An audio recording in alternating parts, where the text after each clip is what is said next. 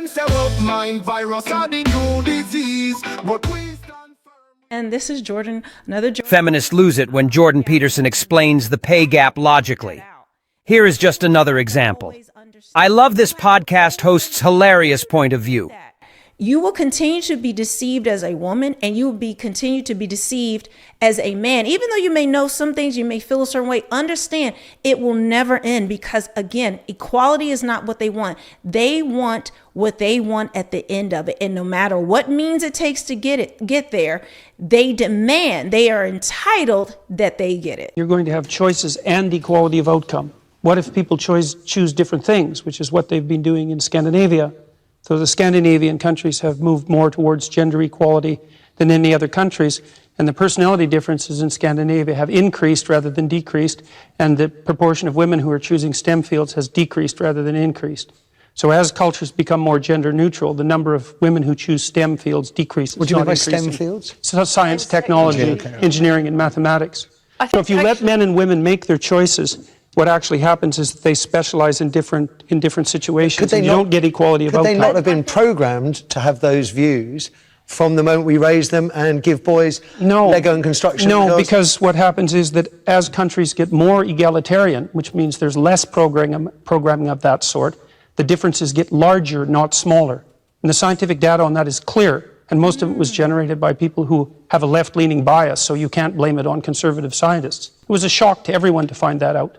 Sophie, I think the difference between Jordan and me is that we look at evidence and we lean towards different theories. So Jordan's theory is very much evolutionary, you know, that there are inherent differences in men and women. Mine is very much more social role theory, if you like, and that men and women are taking on different roles due to the expectations that society puts on them. And it's interesting that Jordan frequently cites Scandinavian countries where they've made more, like there's nowhere in the world that women are equal, but Scandinavia has made the most progress towards shared parenting, etc.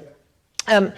That said, it's not done yet. There's nowhere in the world where this is done yet. But it's having the opposite effect that the gender equality types predicted. Opposite, not the same. And it isn't a theory, it's actually data driven by tens of thousands of surveys and the best scientific literature on the topic.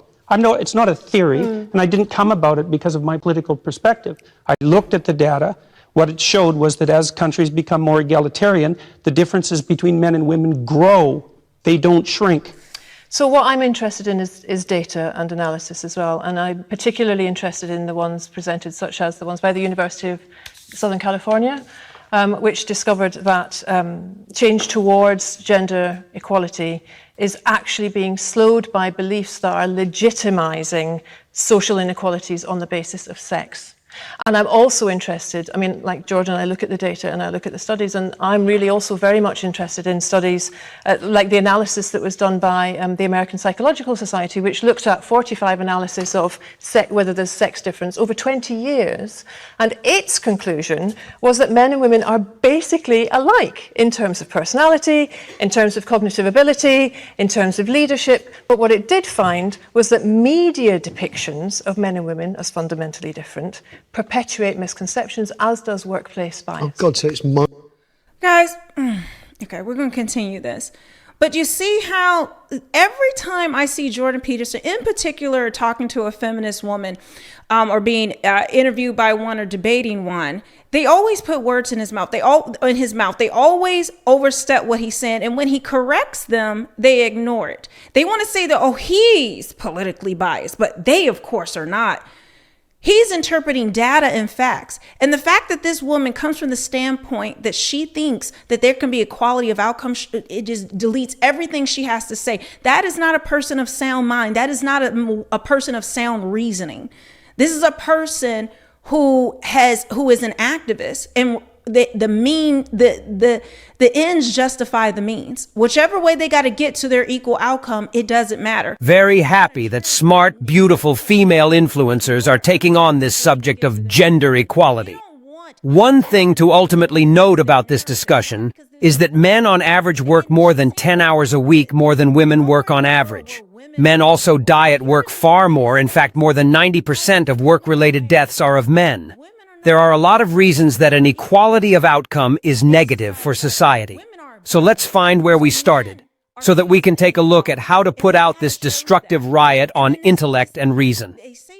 This next clip explains factually how the National Organization for Women, NOW, started. They're all male, and that's why the overwhelming proportion of people who are in prisons are male. Now, do you want to equalize that, just out of curiosity? What about bricklayers? They're 99% male, and we've got about 3/4 of the population now in universities in the humanities and social sciences are female. Yeah. Are we going to equalize that? And men work longer hours. They work more dangerous jobs. They're more likely to move. They're more likely to work outside. They're more likely to participate in jobs in the STEM fields that are scalable. They make more money for those reasons. And that's all hidden under the idea that the reason that men and women make different amounts of money is because of their gender. It's a very simplistic analysis. And what do you understand by equality, Sophie? What does it mean to you? Freedom. Can you be more... Is it equality of opportunity? Is it equal pay across the board? Is it something more than that? I think equality's better for everyone. I think, okay. you know, and I'm really delighted, you know, I love my job because it's an optimistic and a hopeful job, which is about creating more choices for people. We need the opportunities. Corporations, you need to give women the opportunity. Universities, you need to give women the opportunity. Governmental policies and institutions need to give women the opportunity. Men need to give women the opportunity. The world needs to give women opportunity. They scream that. They don't have the opportunity. What have I been saying on this channel? They do not want equal opportunity. They want equal outcomes, which is deranged. Even if you take two children raised in the same household, even twins, given the same opportunities, they will have different outcomes depending on their own character, depending on their own choices, depending on the fields, the job choices they make, the educational choices that they make, the relationship choices that they make, who they choose to give their body to. All of that for men and women. But in this deranged era, you see why it's never enough. You see why feminism is a disease, and that more and more given to women, more and more our boys and men are ignored, shut down, canceled if they speak out. And they're just exiting, not just the dating market, the data shows, but they're exiting all of it. They're not going to the universities. Why? Because the policies and the administration, the environment is so hostile and negative and destructive to who a man is biologically. We're supposed to respect everyone else's biology. How do we destroy the family? By destroying the American patriarch. Well, this might shock you, because I also thought the same for a very, very long time, that the people who created feminism actually were nice people who wanted the best for everyone and just wanted equality. Okay, here's what really happened. So, Kate Millett, she was an American feminist, author, and artist. She is the founder of the National Organization for Women. Her sister, Mallory, was invited to one of the first meetings that established the National Organization for Women. So this is a feminist group that has been around since the start of the feminist movement, and they basically pioneered the whole movement. At this meeting, they gathered around a large table with Kate Millett, the chairperson, and she opened the meeting with the following back and forth recitation. So this is how the beginning of the meeting went. Why are we here today, she asked. To make revolution, they answered.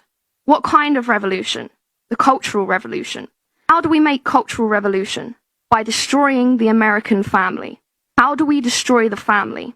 By destroying the American patriarch. And how do we destroy the American patriarch? By taking away his power.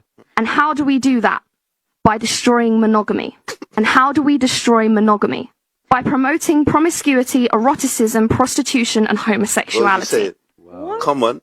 So this proceeded with a long discussion on how to advance these goals by establishing the National Organization of Women. Leader's sister says, it was clear they desired nothing less than the utter deconstruction of Western society. Think we're overpopulated? Nope. It's a baby drought worldwide, even in China. Does this result of a population crisis have anything to do with the intentions and agenda of second wave feminism? This is a holdover from, like, I don't know, the 70s or something, you know? So there was a huge baby boom, like where people did have a ton of kids after World War II. But then the U.S. has actually the birth rate in the U.S. has been below replacement rate since like 71 or 72. In the U.S., like 50 years. 50 years, the U.S. has been below replacement rate. I know U.S., but how about other countries? Well, like China's got a huge population collapse problem. Really? Yeah. China, you actually get penalized if you have more than one kid. No, are you being serious? No, they cut that off. No, see, this is like, so part of it is just like we're operating on things that were true in the past but are no longer true. So China did have a one-child policy, but like about 10 years ago, they changed it to a two-child policy. And then a few years ago, they changed it to a three-child policy, and birth rate kept plummeting the whole time. So they had the lowest birth rate ever last year. Really? Yeah, China's birth rate right now is 40% below replacement. Wow, traditional women. I don't want to, like, you know. Listen, one can speculate as to the reasons, but there's no hoes. I mean, like, Andrew Tate was last week, bro. I know, but it's true, bro. Like what you said about birth, they're out there. See that? Wow, that is a very common misconception. I would have never. It's a very common misconception. Like what we face is population collapse. Huh? Collapse. Like people have no idea how fast the population is going to collapse. What are we trending Japan at? is pretty far along in that. Like Japan actually lost like 600,000, went down by 600,000 people last year. The Japanese are not in the bedroom at all. Then it would not seem, at all. It would seem not. What about the U.S.? We got to increase, right? Yeah, what I'm saying is the U.S. has been below replacement rate for 50 years. The only reason the population has increased like yearly, you're since saying. the 70s. Yeah, since the early 70s, since like 71, 72.